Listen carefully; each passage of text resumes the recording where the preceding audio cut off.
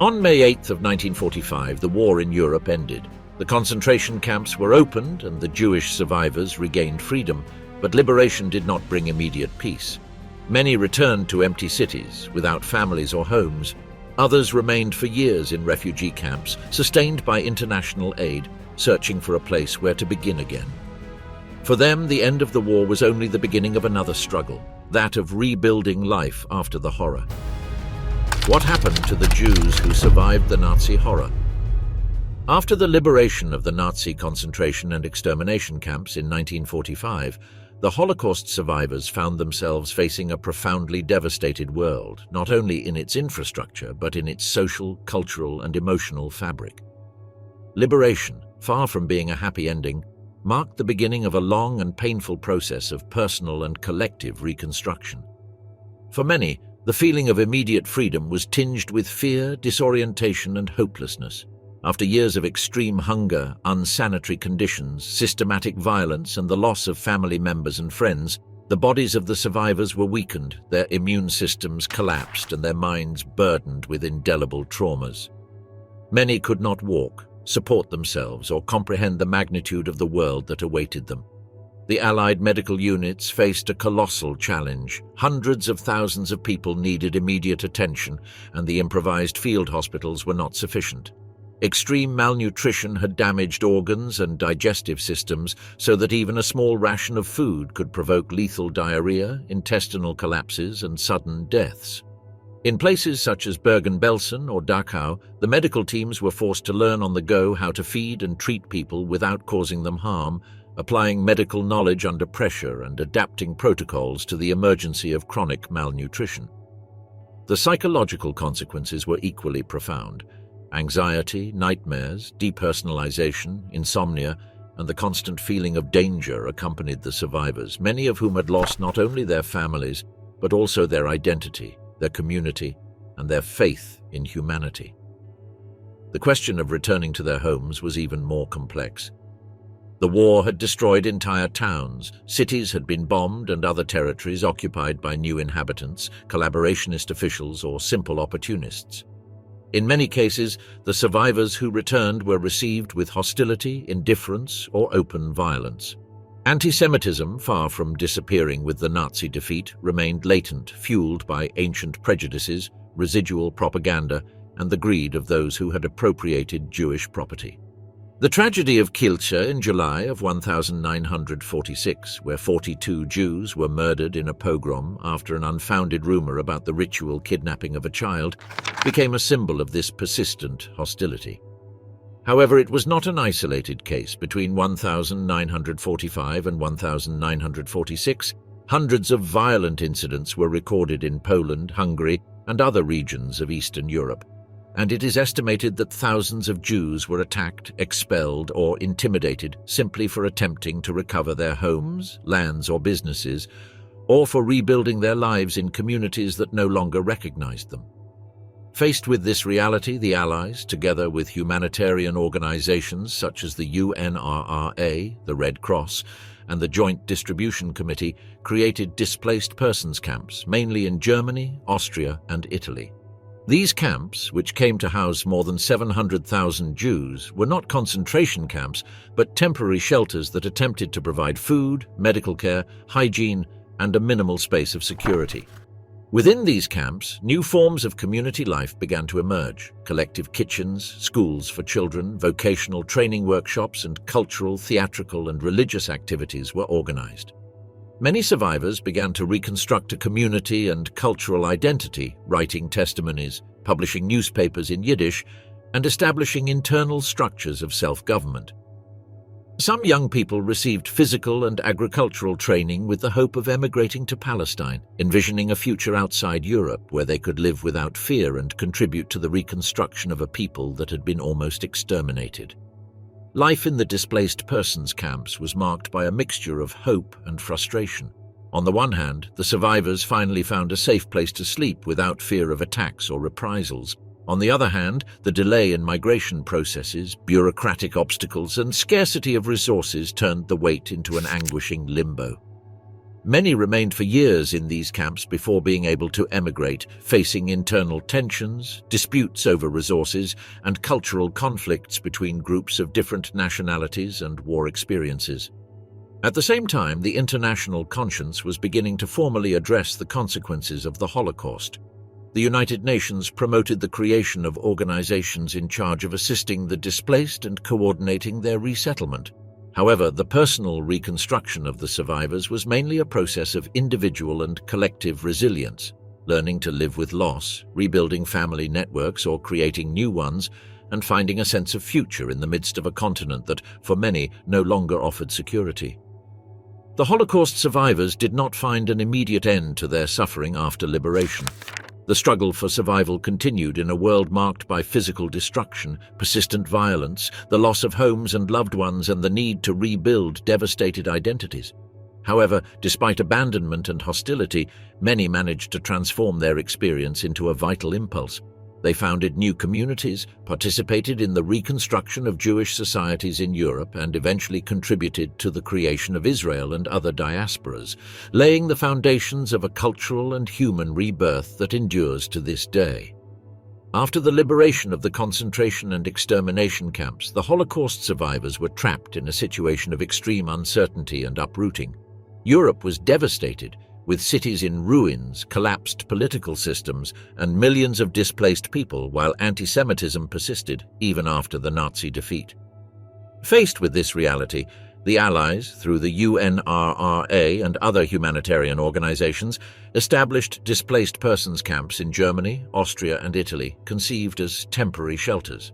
Unlike concentration camps, these spaces were transformed into centers of social, cultural, and spiritual reconstruction for the survivors, where they could begin to recompose their identity and recover the sense of community.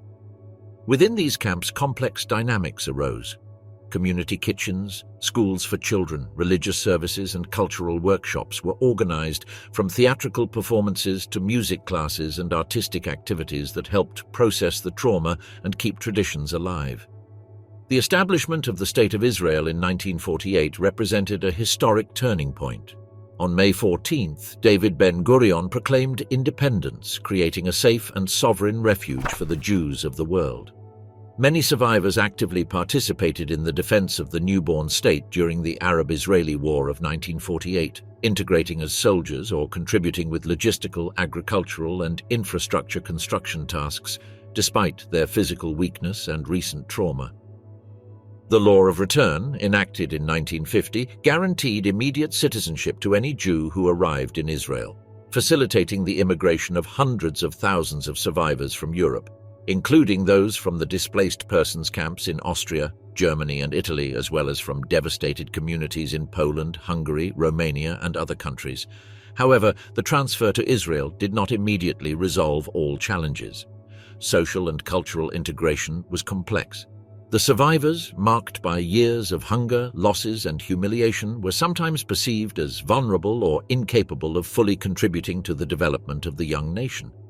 Israeli society, idealized as strong, productive, and militarized, had difficulty understanding the experience of those arriving from European devastation.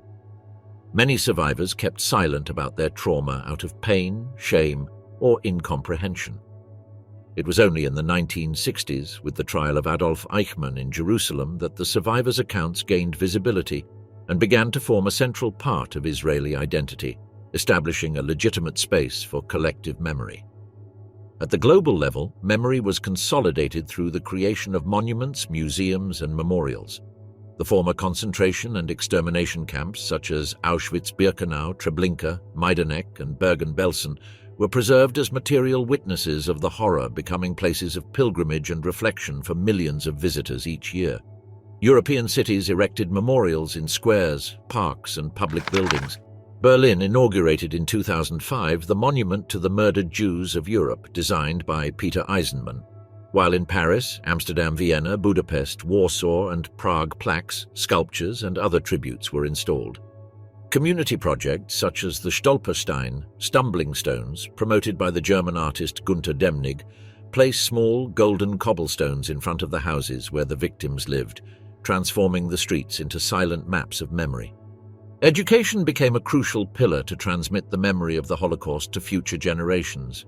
In numerous countries, school curricula incorporated information about the Shoah, visits to museums and historical sites, meetings with survivors, literary contests, and days of reflection were organized.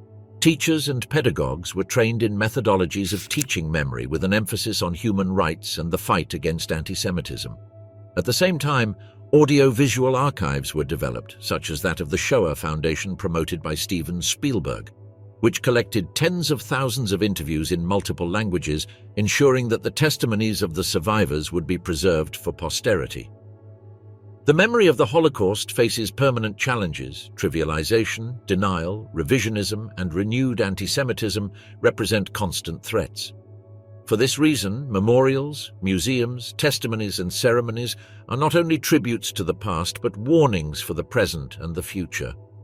Each act of remembrance constitutes a reminder of the dignity of life and of the moral obligation of humanity to prevent similar atrocities from occurring again. Ultimately, the Holocaust survivors not only survived the Nazi terror, they participated in the reconstruction of their communities, in the founding of a new state, and in the transmission of memory, ensuring that future generations understood the magnitude of the tragedy. Their resistance, resilience, and determination transformed pain into memory, suffering into collective conscience, and tragedy into an eternal commitment to human dignity. Liberated but devastated, the harsh reality after the concentration camps. During the Second World War, the machinery of the Third Reich not only advanced over European territories with tanks and airplanes, but also with a systematic and ruthless ideology aimed at the total elimination of a people. The Holocaust, or Shoah, was not an improvised act of hatred. It was a state policy carefully planned and executed with terrifying precision. Between 1941 and 1945, nearly 6 million European Jews were murdered by the Nazi regime, in a crime that blurred the boundaries between the human and the inhuman. Nazi antisemitism had roots that preceded the outbreak of the war. Since their rise to power in 1933, Adolf Hitler and the National Socialist Party promoted a virulent rhetoric against the Jews, whom they blamed for Germany's defeat in the First World War and for the economic crisis that affected the country during the Weimar Republic. In 1935, the Nuremberg laws institutionalized this discrimination. Jews lost German citizenship, their civil rights, and their place in society, becoming legal pariahs. With the beginning of the Second World War in 1939 and the invasion of Poland, the Nazi anti-Semitic policy became even more brutal. The territories conquered by the Wehrmacht in the east, especially Poland, Ukraine, and the Baltic countries, harbored ancient, numerous, and culturally vibrant Jewish communities. The Nazi regime considered them a threat that had to be eradicated. Initially, Jews were confined in ghettos, closed and overcrowded neighborhoods where living conditions were deplorable. The Warsaw Ghetto, for example, came to house more than 400,000 people in barely a few square kilometers, where hunger, diseases, and the brutality of the SS became the daily bread. However, this stage was only the prelude to systematic extermination. In 1941, after the German invasion of the Soviet Union, the Einsatzgruppen, mobile killing units, began executing thousands of people in forests, fields, and villages. Men, women, children, and the elderly were lined up next to mass graves and shot. In Babi Yar, Ukraine, more than 33,000 Jews were murdered in just 2 days. Even so, the Nazis considered this method insufficient. It was then that the so-called final solution to the Jewish question arose. In January of 1942, during the Wannsee Conference, high officials of the Third Reich met on the outskirts of Berlin to plan the systematic extermination of the European Jews. The idea was no longer to expel them, deport them, or segregate them. It was to eliminate them one by one until no trace remained. Thus were born the extermination camps of Auschwitz, Birkenau, Treblinka, Sobibor, Belzec, Majdanek, and Chelmno, where millions lost their lives in inhuman conditions, turning the Holocaust into one of the most atrocious crimes in history. Unlike the concentration camps destined for forced labor or political repression, the extermination camps had a single purpose: systematic death. They were authentic factories of mass murder.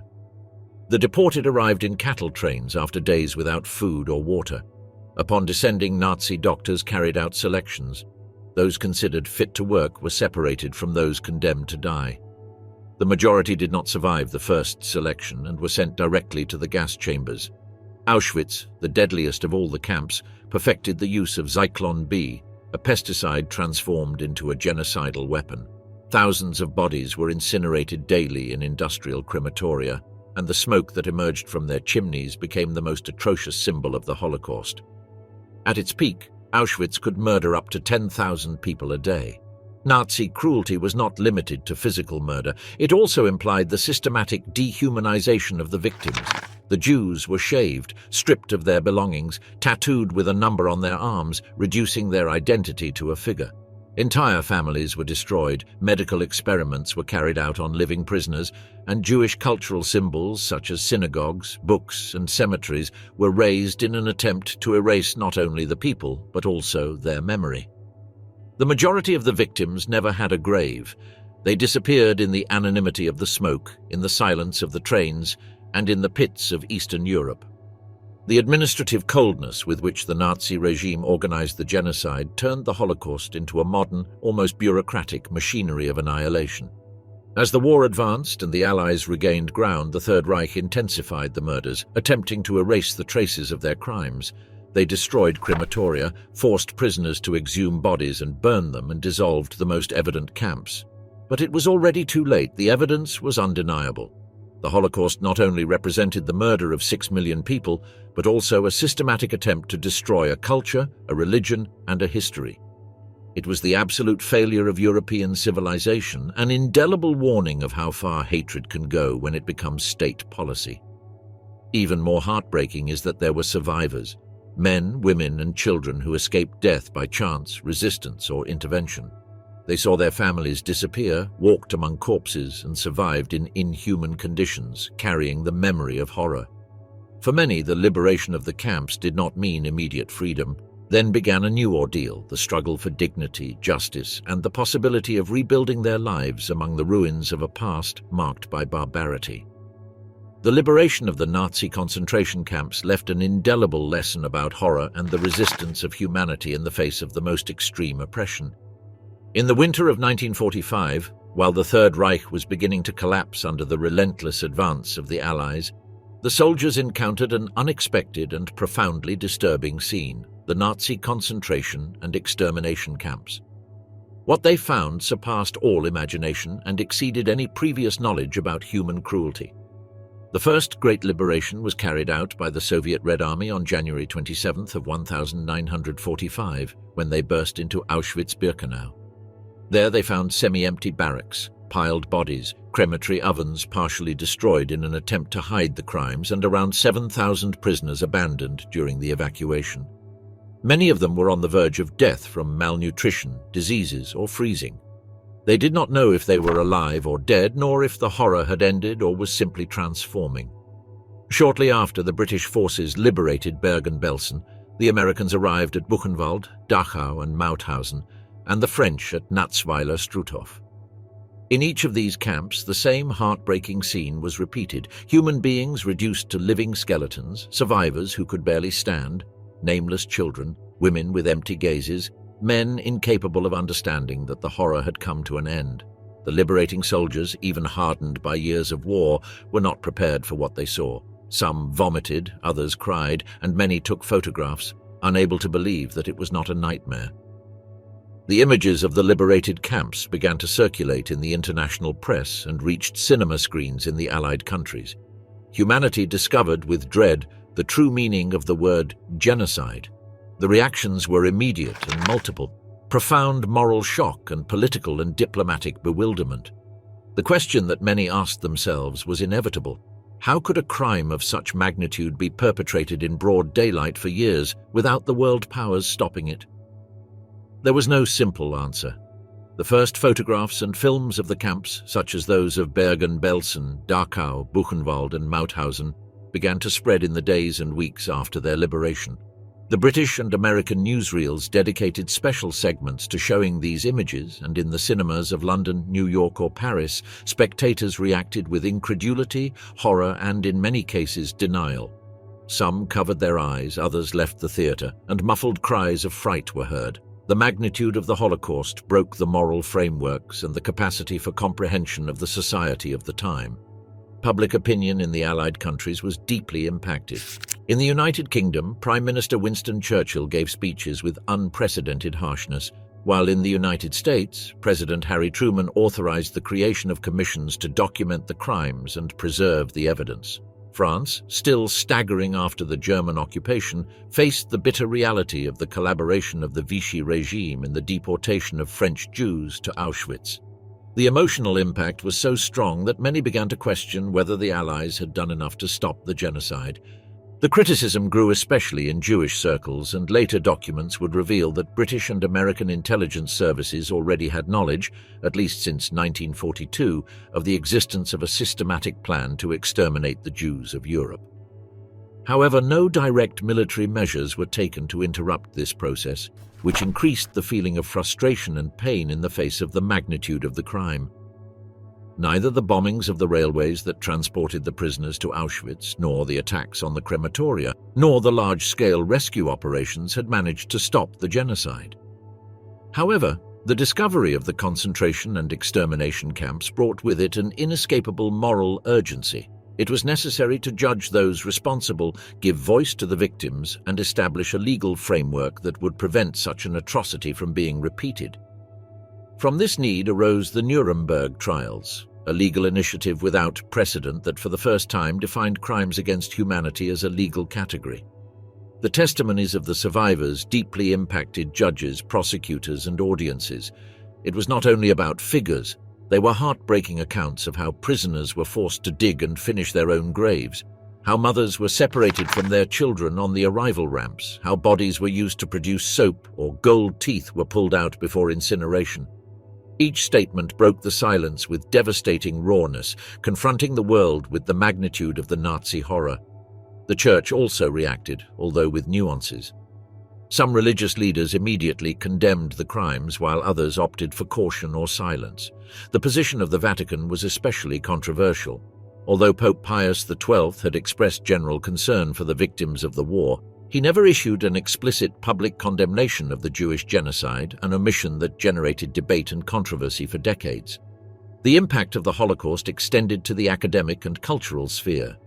Intellectuals, writers, and philosophers began to question human nature, civilization, and modernity. If Germany, the cradle of Goethe and Beethoven, had been capable of building Auschwitz, what then did progress mean? Was it possible to trust human beings after such an atrocity?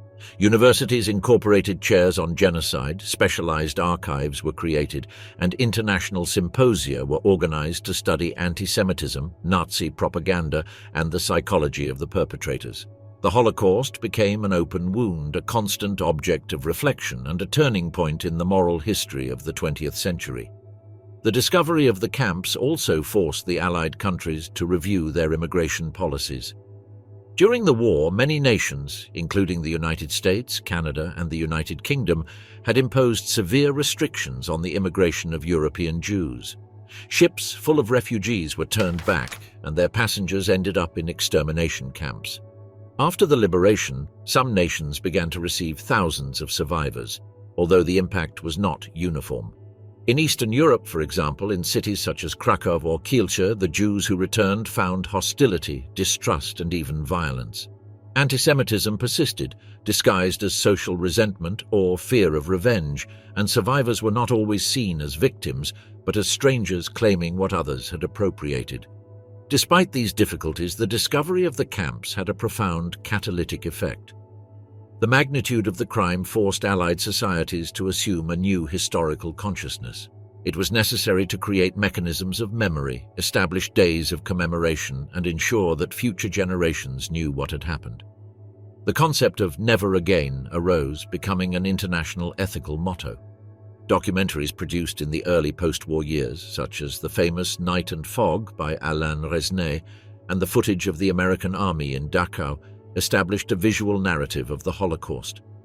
These works not only informed, but confronted the viewer with the brutality of evil, ensuring that no one could claim ignorance. The impact of the discovery of the camps was not limited to the liberation itself. It was the beginning of a long process of mourning, reflection, and moral reconstruction, a permanent call to the conscience of humanity to remember, learn, and prevent such horror from happening again.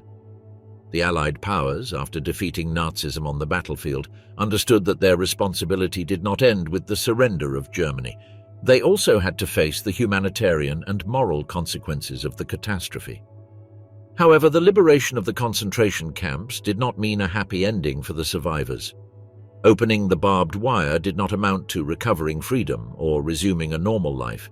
For many, a new struggle was just beginning. Surviving, overcoming abandonment, and finding a place in a world they no longer recognized.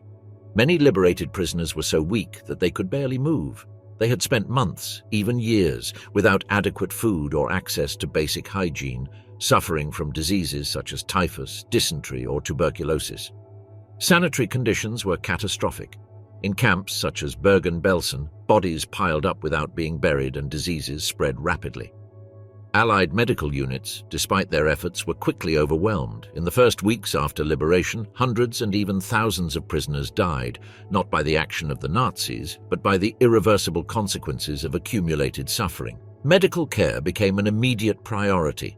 Field hospitals were organized next to the liberated camps, and in places such as Bergen-Belsen and Buchenwald, the British and American armies distributed food, blankets, and basic supplies.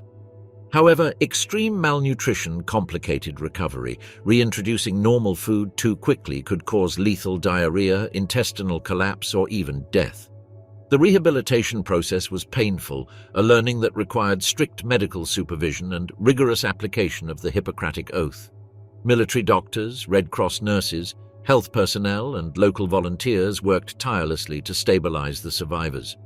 In many camps, the facilities were transformed into improvised medical centers. The showers, once symbols of extermination, now served to wash bodies infested with lice.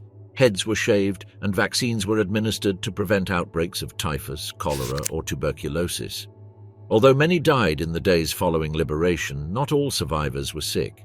Some retained enough strength and lucidity to want to know what had happened to their families, return to their homes, and seek justice. The reality, however, was devastating. Much of their communities had been destroyed, and entire cities such as Warsaw or Minsk had been razed. Many were orphans, the only living members of their families facing an uncertain future. To address this crisis, the Allies decided to establish displaced persons camps, known in English as displaced persons camps or DP camps. These were not concentration camps, but shelters organized under the supervision of the United Nations and its predecessor, the UNRRA, United Nations Relief and Rehabilitation Administration, created in 1943. These facilities provided food, medical care, housing, and protection, and helped survivors begin the process of social reintegration. In total, more than 700 displaced persons camps were established throughout devastated Europe, concentrated especially in Germany, Austria, and Italy, offering a safe space amid the chaos and destruction left by the war. There were housed not only Jews, but millions of people who had been torn from their places. During the post-war period, the displaced persons camps received people of diverse origin: political prisoners, forced laborers, former Soviet combatants, Roma, Polish civilians, and survivors of multiple nationalities. However, the Jews faced a particular situation.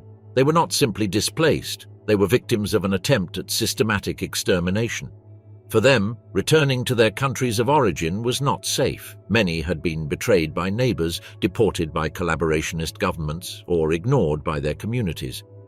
For this reason, many expressed their desire to emigrate, especially to Palestine, in search of a place where they could rebuild their lives. Meanwhile, the displaced persons camps became small communities, sometimes improvised, other times organized with remarkable efficiency. For the first time in years, the survivors could sleep without fear. Community kitchens, Hebrew classes, religious services, collective funerals, schools for children, and even theatrical performances were established. Cultural reconstruction was as important as physical. Surviving the Holocaust did not mean only continuing to breathe, but recovering a devastated identity. In camps such as Feldafing, an authentic Jewish communal life developed, with newspapers in Yiddish, internal administrations, and self-defense structures. many survivors began to write their testimonies, aware of the urgency of preserving the memory of the horror. The first Zionist initiatives also emerged, with young people who received physical and agricultural training to prepare themselves to emigrate to Palestine. The administration of the camps was in the hands of a combination of allies and humanitarian organizations, including the UNRRA, the Red Cross, the Joint Distribution Committee, the Jewish Agency for Palestine, and other institutions. These entities worked tirelessly to supply the camps, process documentation, facilitate family reunification, and prepare the survivors for the next stage of their lives. Some hoped to emigrate to the United States, Canada, Australia, or South America, but migration quotas, bureaucracy, and the slowness of governments prolonged the wait. Despite their essential function, the displaced persons camps faced criticism. Scarcity of resources, overcrowding, ethnic tensions, and the feeling of permanent limbo affected the inhabitants.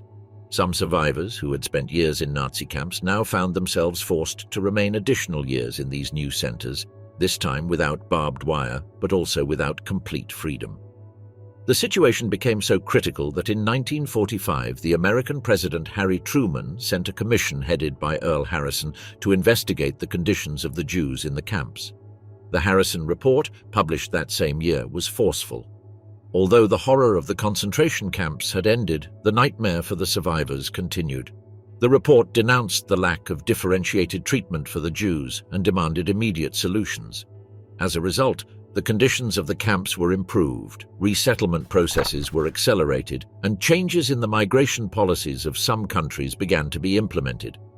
At the same time, the Allied authorities began the denazification of Germany. Many former concentration camps were reused to house Nazi prisoners of war or collaborators. Others were transformed into sites of memory, and some were simply abandoned. The priority, however, continued to be humanitarian, to assist the survivors, to restore their dignity, and to offer them a future. Between 1945 and 1948, approximately 250,000 Jews lived in displaced persons camps. Although this period has been in many ways a forgotten chapter of the post-war era, in those years the reconstruction of entire communities, the rebirth of the Hebrew language, and the emergence of a new collective consciousness were forged. Survivors of horror, liberation was not the end. Amid the ruins of Europe, the survivors began to write their own future, slowly recovering the possibility of existing in a continent that was still, for them, no man's land. After liberation, many Jews who survived the Holocaust wished to recover what they had lost, to return to their homes, to go back to their neighborhoods, towns, or cities, and to restore a certain normality taken from them during the war. However, that longing became a second trauma for thousands of people.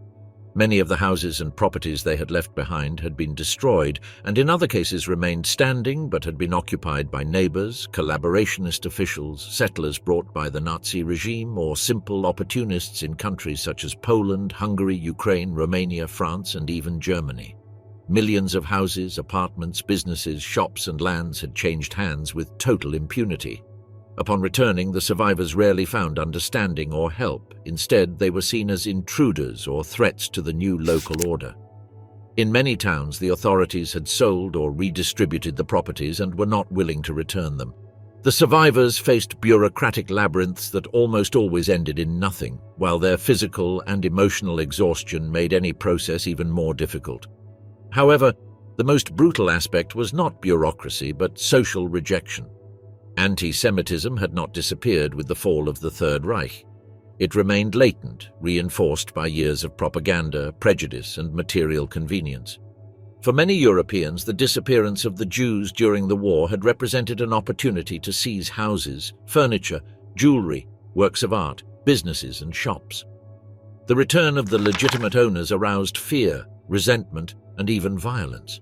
One of the most emblematic episodes was the Kielce pogrom in Poland on July 4th of 1946. An unfounded rumor about the supposed ritual kidnapping of a Christian child by Jews provoked the reaction of an enraged mob that attacked the headquarters of the Jewish community. In a few hours, 42 Jews were murdered and dozens more were injured. Many were survivors who had just returned from the concentration camps. This event showed that even after the Holocaust and despite the 6 million dead, antisemitism continued to be a real threat. The eastern region of Europe was particularly dangerous. Between 1945 and 1946, more than 350 violent incidents were recorded against Jews who tried to return to their homes in Poland, many of which were not officially documented. As a consequence, more than 100,000 Jews left Poland barely a year after the end of the war. In Hungary, the economic and social situation provoked similar tensions, with frictions between returnees and new owners of expropriated goods, while in Slovakia, the communist authorities actively blocked the restitution of properties. In France, the processes of restitution were slow, complex, and bureaucratically suffocating. In Germany, thousands of homes occupied by common Germans prevented survivors from even being able to return to their original streets. This panorama made it clear that for many Jews, Europe could no longer be considered a safe home. Violence, hostility, and the impunity of the expropriators drove a new diaspora, marking the beginning of a massive exodus toward Palestine, America, and other destinations in search of a place to rebuild their lives and protect their existence. After the war, the Holocaust survivors faced not only the loss of their homes and properties, but also the rupture of family and community ties. Many tried to find relatives, neighbors, or friends, but often encountered silence, evasions, or coldness. Civil collaboration with the Nazi regime had been more extensive than many wanted to admit, and that silent guilt often turned into indifference, hostility, or aggression. To this social rejection was added the general devastation of Europe, bombed cities, collapsed political systems, and millions of displaced persons. In this context, the survivors were sometimes seen as an additional burden or even as competitors for scarce resources such as housing, food, or employment. Some countries attempted to facilitate the restitution of goods. France, Belgium, and the Netherlands created commissions that allowed the recovery of some properties, especially works of art, businesses, or bank accounts, although the processes were slow, unequal, and in many cases symbolic. In Eastern Europe, under Soviet rule, the practical abolition of private property made claims practically impossible. Faced with this situation, many Jews renounced recovering what was lost and went to the displaced persons camps, where transit communities arose while waiting for resettlement in new destinations. Palestine, the United States, Argentina, Canada, or Australia became possible horizons, any place that offered security and the opportunity to rebuild a life. Paradoxically, the Holocaust not only destroyed entire communities, but also irreparably broke the relationship between the Jews and much of Europe. The return was impossible, not for lack of will, but for lack of acceptance. The streets they knew, the languages they spoke, and the cultures they shared no longer belonged to them. Europe, their home for centuries, had turned its back on them. The trauma of the frustrated return remained deeply engraved in the collective memory of the survivors. The loss of loved ones was accompanied by the certainty that their native continent was no longer a safe or welcoming place.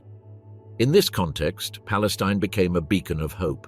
For many survivors, it was not only a land of biblical promises, but the last real possibility of living without fear, persecution, or rejection. Europe had failed them, and America, although safer, offered limited migration quotas. Palestine, under British mandate since 1920, presented itself as the natural destination of Jewish rebirth. The mandate, established by the League of Nations, recognized the right of the Jewish people to establish a national home, as stated in the Balfour Declaration of 1917, but also had to protect the civil rights of the Arab-majority population. During the 1920s and 30s, the growing Jewish immigration, especially from Eastern Europe and Nazi Germany, generated tensions with the local Arab population, leading to riots and disturbances that culminated in the Great Arab Revolt from 1936 to 1937, 1939. In response, the British government adopted restrictive measures, such as the White Paper of 1939, which limited Jewish immigration to only 75,000 people in 5 years, a figure insufficient in the face of the magnitude of the refugees generated by the war and the Holocaust. After the end of the war in 1945, the survivors who were in the displaced persons camps in Germany, Austria, and Italy began to organize to try to reach Palestine. Clandestine networks, groups of young people trained physically and culturally, and community activities that sought to rebuild Jewish identity and prepare for emigration were developed. Palestine thus became a symbol of survival, hope, and rebirth, a place where Jews could aspire to rebuild their lives far from the hostility and trauma of post-war Europe. After the Holocaust, it was not only isolated individuals seeking to survive. Organized movements arose that facilitated the migration of Jews to Palestine. One of the most important was the Brija, which in Hebrew means escape. This clandestine network was composed of Jewish ex-combatants, members of the resistance, and Zionist activists, whose objective was to transfer the refugees to Mediterranean ports. Between 1945 and 1948, more than 250,000 Jews attempted to emigrate illegally to Palestine on often ramshackle and overloaded ships, many without flags and with falsified documents. This clandestine migration was known as Aliyah Bet, in contrast to legal immigration, while the British authorities maintained strict naval control to prevent the entry of refugees. One of the most notorious cases was that of the Exodus 1947.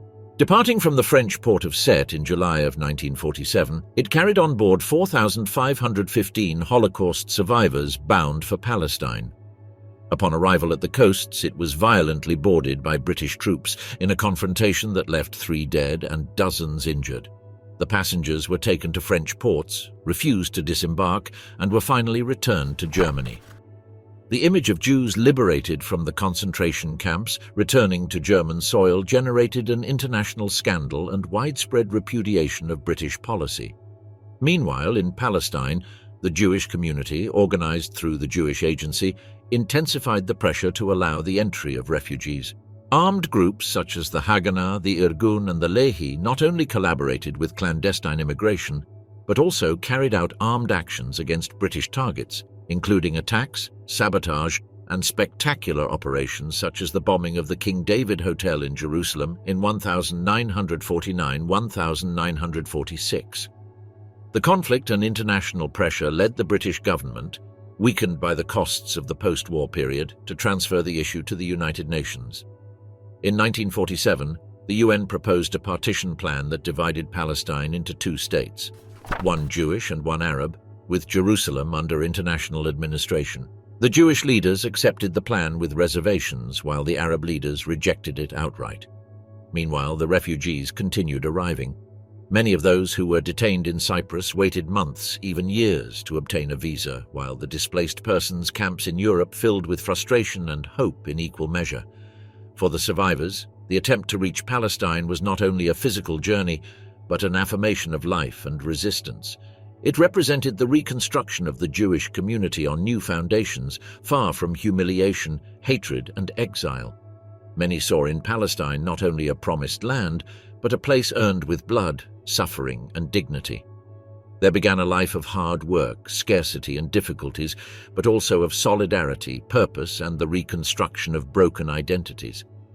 Finally, on the 14th of May of 1948, after the British withdrawal, the State of Israel was proclaimed. For hundreds of thousands of survivors who were waiting in Cyprus in the European camps, or who had already begun to settle in Jewish settlements in Palestine, that day marked the end of a long journey and the beginning of a new history. Israel emerged as a refuge and new homeland, a space where the survivors of the Holocaust could rebuild their lives and project a future far from the horror they had left behind. On the 14th of May of 1948 in Tel Aviv, David Ben-Gurion, leader of the Zionist movement and president of the Jewish National Council, proclaimed the independence of the State of Israel. This moment represented the culmination of decades of Zionist aspirations and of a long path marked by persecutions, forced migrations, and resistance. For the Jewish survivors of the Holocaust, the declaration was not only a political act, it meant the vindication of a people who, after having been condemned to extinction, regained their inalienable right to exist, to govern themselves, and to defend themselves. The creation of Israel was the result of multiple factors that converged at the end of the Second World War. Political Zionism, initiated at the end of the 19th century, had proposed the need for a Jewish national home as a response to European antisemitism, and the tragedy of the Holocaust gave this ideal an inescapable urgency. After years of conflicts among Jews, Arabs, and British authorities in Palestine, The United Kingdom renounced continuing its mandate and transferred the issue to the United Nations. On the 29th of November of 1947, the General Assembly approved Resolution 181, known as the Partition Plan, which proposed dividing Palestine into two states, one Jewish and one Arab, with Jerusalem under international administration. The Jewish community accepted the proposal, while the Arab leaders rejected it. The Declaration of Independence, made one day before the British withdrawal, provoked an immediate violent response. 5 Arab countries, Egypt, Syria, Transjordan, Lebanon, and Iraq, declared war on the nascent state of Israel, giving rise to the First Arab-Israeli War, known as the War of Independence for the Israelis and the Nakba, or catastrophe, for the Palestinians. Many Holocaust survivors, newly arrived on Israeli soil, actively participated in the conflict. Some were recruited as soldiers, while others collaborated in the construction of fortifications, agriculture to supply the front, or logistical tasks. Despite their physical weakness and recent trauma, thousands joined the war effort as a continuation of their struggle for life. During the war, Israel managed to expand its territorial control beyond what was foreseen by the UN partition, but the victory had a high human cost. Hundreds of Palestinian villages were evacuated, destroyed, or absorbed, and more than 700,000 Palestinian Arabs fled or were expelled, generating a refugee conflict that continues to this day. For the Jews, however, independence meant a national rebirth. The state offered immediate citizenship to any Jew who arrived in its territory through the Law of Return, promulgated in 1950, which guaranteed refuge to hundreds of thousands of Jews displaced by the war and by the pogroms in Eastern Europe. Between 1948 and 1951, more than 700,000 Jews immigrated to Israel, many of them Holocaust survivors from Poland, Hungary, Germany, Romania, and from the displaced persons camps in Austria and Italy. This massive immigration posed enormous challenges for a young country. The cities filled with tents, barracks, and improvised settlements, while the state improvised systems of food distribution, housing, and work. Social integration was slow and not without tensions. The survivors, marked by years of hunger, loss, and humiliation, arrived in a dynamic and militarized society that idealized the new Jew, strong, hard-working, and self-sufficient. Many newcomers were perceived by some as fragile or marked by tragedy, making mutual understanding difficult. The trauma of the Holocaust was also not addressed in depth during the first years of the state. Many survivors remained silent out of pain, shame, or incomprehension, while they tried to rebuild their lives in a territory that promised security but also demanded resilience and adaptation. Israel, born from catastrophe, thus became a refuge and the base of a collective rebirth, where the survivors could project a future far from the horror they had left behind, repairing the irreparable compensations and restitutions. The wounds of the survivors were invisible, and during the first years, the dominant narrative in Israel tended to focus on resilience and collective heroism. Only in the 1960s, with the trial of Adolf Eichmann in Jerusalem, did the narrative of the Holocaust begin to occupy a central place in Israeli identity. The voices of the survivors then found a legitimate space to be heard and respected, becoming an essential component of national memory. Meanwhile, Israel was consolidating itself as a laboratory of national reconstruction. The kibbutzim, agricultural cooperatives, emerging industries, hospitals and schools flourished on devastated ground, building a vibrant and heterogeneous society with influences from Europe, the Middle East, North Africa, and the world diaspora. The Holocaust survivors, despite physical and emotional difficulties, actively integrated into this reconstruction.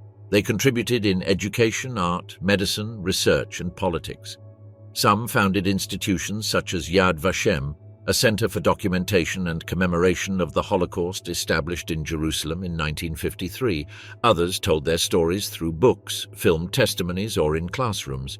Their silent presence was slowly transformed into collective memory, consolidating Israel as the main refuge for persecuted Jews in the world.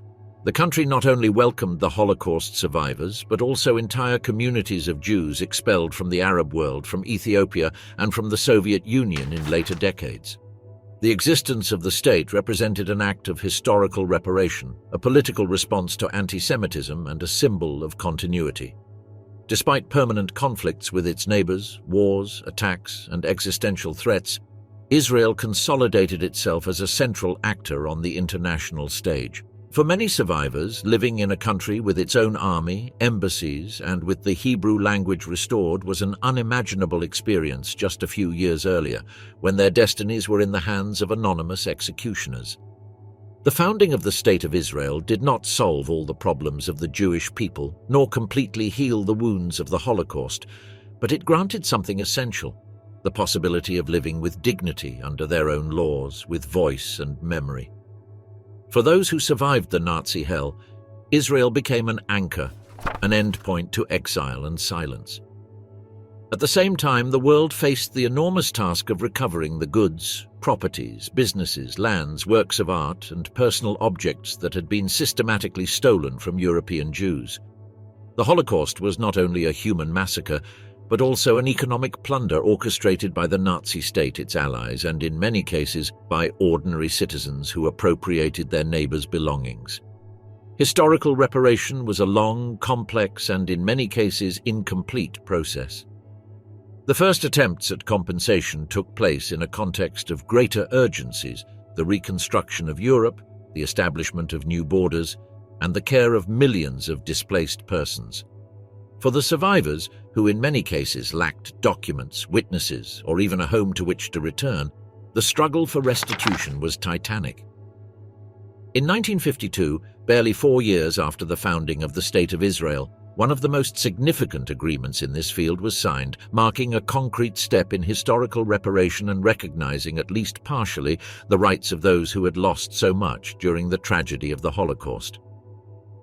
The Luxembourg Agreement between West Germany and Israel formally recognized the moral and legal responsibility of the Federal Republic of Germany for the crimes of Nazism and established its commitment to make reparation payments. This agreement was widely debated within Israel and the Jewish diaspora. For some, accepting money from Germany was unacceptable. For others, it was a pragmatic act, necessary both to rebuild the lives of the survivors and to strengthen a still incipient state. According to the pact, Germany undertook to deliver to the State of Israel an initial sum of 3,000 million German marks, in addition to 150 million marks to the Claims Conference, the Conference on Jewish Material Claims Against Germany, an organization that represented Jews without a state or without direct heirs. This agreement marked the beginning of a long process of individual, collective, and symbolic compensations that continued for decades. The process of individual restitution was particularly complex and painful. The survivors had to prove their identity, their losses, and their condition as victims, but many lacked documents, witnesses, or legal resources. Some were rejected immediately, while others waited decades to receive compensation. In many cases, the indemnities arrived too late when the beneficiaries had already died or were in conditions of extreme vulnerability. In spite of this, millions of people managed to receive some type of financial compensation. The restitution of physical properties, such as houses, businesses, or lands, was even more complicated. Many of these properties had been occupied by other families, sold or destroyed during the war. In several Eastern European countries under communist regimes, the expropriated goods were nationalized and the claims were rejected. It was not until the fall of the Berlin Wall and the disintegration of the Soviet bloc that certain files began to be reopened, although many others remained stalled due to bureaucracy, lack of political will, and the passage of time. Another dimension of Nazi plunder was the appropriation of cultural goods. During the occupation, hundreds of thousands of works of art, books, manuscripts, musical instruments, and private collections were confiscated. Part of the loot was accumulated by Nazi leaders such as Hermann Göring, while another part was destined for museums, universities, and private collections. The campaign of Aryanization even included entire libraries and archives.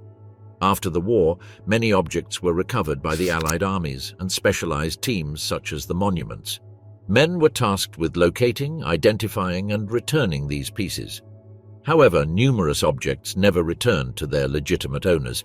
Some disappeared, others were delivered to the wrong governments, while many works remained stored in European museums without clear labeling or provenance research. From the 1990s, and especially after the Washington Conference on Holocaust-era assets in 1998, The international community began to address this pending debt more seriously. In that conference, 44 countries signed non-binding principles to facilitate the restitution or compensation of stolen works of art. These principles encouraged museums to review their collections and to make public the catalogues of works with dubious provenance. As a result, numerous restitution processes were accelerated. Paintings by Gustav Klimt, Egon Schiele, Pablo Picasso, or Marc Chagall were returned to their heirs, often after decades of litigation. However, many museums still retain works whose provenance remains in dispute, and the transparency of states in this process has been uneven.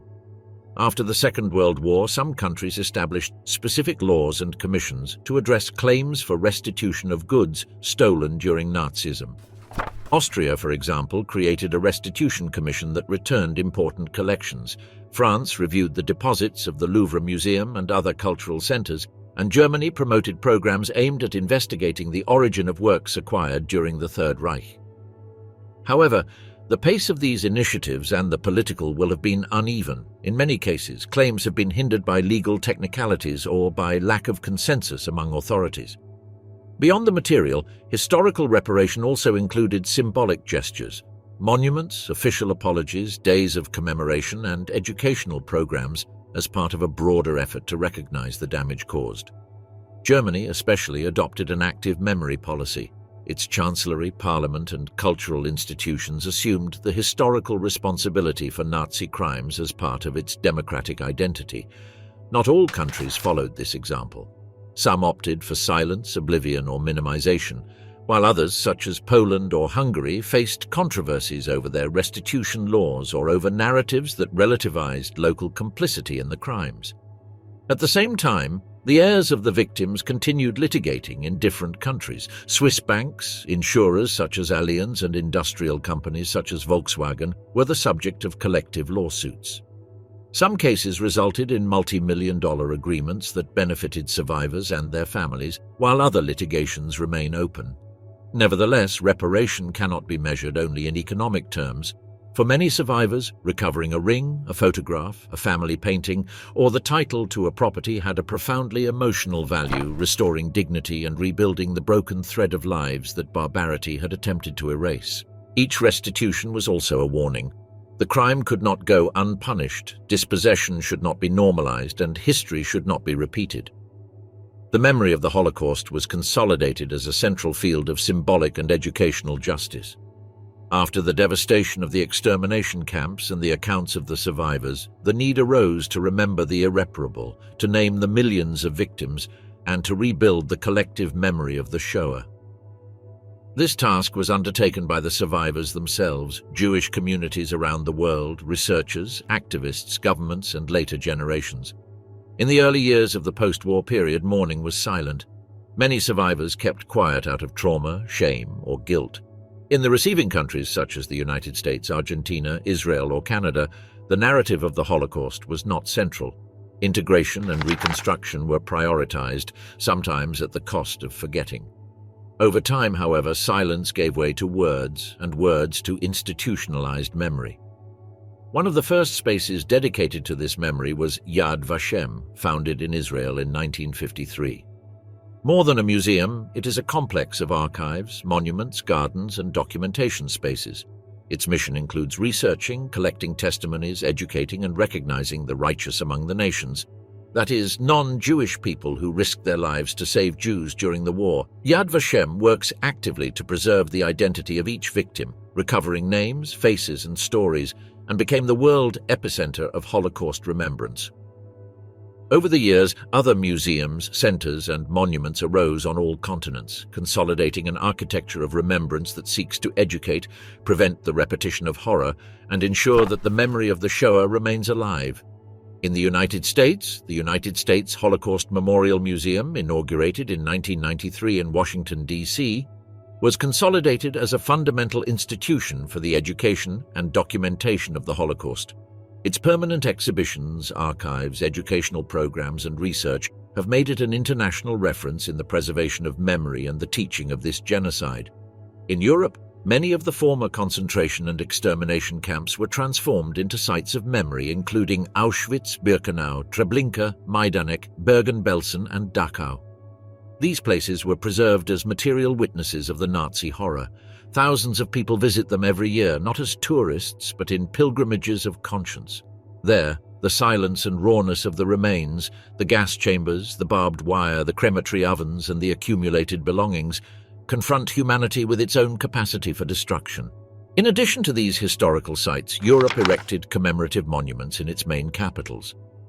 In Berlin, the Memorial to the Murdered Jews of Europe, designed by Peter Eisenman and inaugurated in 2005 near the Brandenburg Gate, occupies an entire block. Its concrete blocks, arranged on undulating ground, generate an experience of disorientation and reflection, while an underground documentation center recounts the tragedy through names, dates, and personal testimonies. Cities such as Paris, Amsterdam, Vienna, Budapest, Warsaw, and Prague also erected plaques, sculptures, and memorials. Among the community initiatives, Stolperstein, or stumbling stones, stand out, small golden cobblestones placed in front of the houses where victims of Nazism lived, with their names and dates of deportation or murder. Created by the German artist Gunter Demnig, this project has expanded to dozens of countries, turning sidewalks into a silent map of genocide. Institutional memory was also consolidated through organizations such as the Claims Conference, founded in 1951, which not only negotiated reparations with Germany, but also financed educational programs and assistance for survivors. The World Jewish Congress and the European Jewish Congress have promoted Holocaust memory in international organizations, while organizations such as AMCHA in Israel offer psychological support to survivors and continue to accompany their descendants. The transmission of memory became an intergenerational responsibility. The children and grandchildren of survivors, the second and third generation, undertook the task of preserving the memory of the Holocaust. They founded associations, published testimonies, made films, and organized marches. Memory ceased to be an individual burden to become a collective endeavor. One of the most significant rituals of this process is Yom HaShoah, Holocaust Remembrance Day, commemorated every year in Israel and in numerous Jewish communities around the world. During Yom HaShoah, candles are lit, names are read, and minutes of silence are observed. In Israel, a national siren interrupts daily life for 2 minutes, stopping traffic, walks, and businesses. During that brief moment, the entire nation is dedicated to remembering and honoring the victims of the Holocaust. Education has become a fundamental pillar of memory. In numerous countries, school programs incorporated content about the Holocaust, complemented by visits to museums, meetings with survivors, literary contests, and days of reflection. Many teachers were trained in memory pedagogy, with a special emphasis on human rights and the fight against antisemitism. Despite these efforts, the challenge of preserving memory remains valid. The last generation of survivors is living its final years, and with them, the first-person account, the direct experience, is lost. For this reason, campaigns have been promoted to record and digitize their testimonies, ensuring their preservation for the future. Projects such as the Shoah Foundation, promoted by Steven Spielberg, have collected tens of thousands of interviews in multiple languages, creating an audio-visual archive without precedent.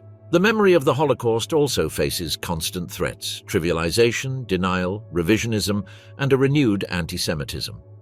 In some contexts, history is distorted, minimized, or politically manipulated. For this reason, memory spaces are not only tributes to the past, they are trenches of the present, warnings about how far hatred can go when it is not confronted. The Holocaust marked a breaking point for humanity. Its memory does not belong only to the Jewish people, but is a universal heritage. In recognition of this, in 2005, the General Assembly of the United Nations established the 27th of January, the day of the liberation of Auschwitz, as the International Day of Commemoration in memory of the victims of the Holocaust. Each year, representatives from around the world gather in New York, Paris, Jerusalem, and other cities to renew the commitment to truth, justice, and human dignity. The spaces of memory, monuments, books, testimonies, ceremonies, and organizations do not erase the pain, but prevent it from being denied. In a world where forgetting is a constant temptation, remembering is an act of resistance. Each name pronounced, each story told, each flower laid before a wall reaffirms the most basic truth: life has value. After everything they lived through, the Jews who survived the Nazi horror faced a broken, hostile, and challenging world. Some found refuge in Israel, others emigrated to the United States, Canada, Argentina, or Australia. They rebuilt lives, communities, and memories, but they never forgot. Their stories teach us that survival is not only physical, but also moral and cultural. It is preserving memory, honoring those who could not return, and fighting so that barbarism does not repeat itself. Today, each museum, each memorial, each recorded testimony, and each remembrance ceremony reminds us that life and human dignity are always worth more than hatred. The survivors bequeath to us an eternal lesson. Remembering is not only an act of the past, but a responsibility of the present and the future.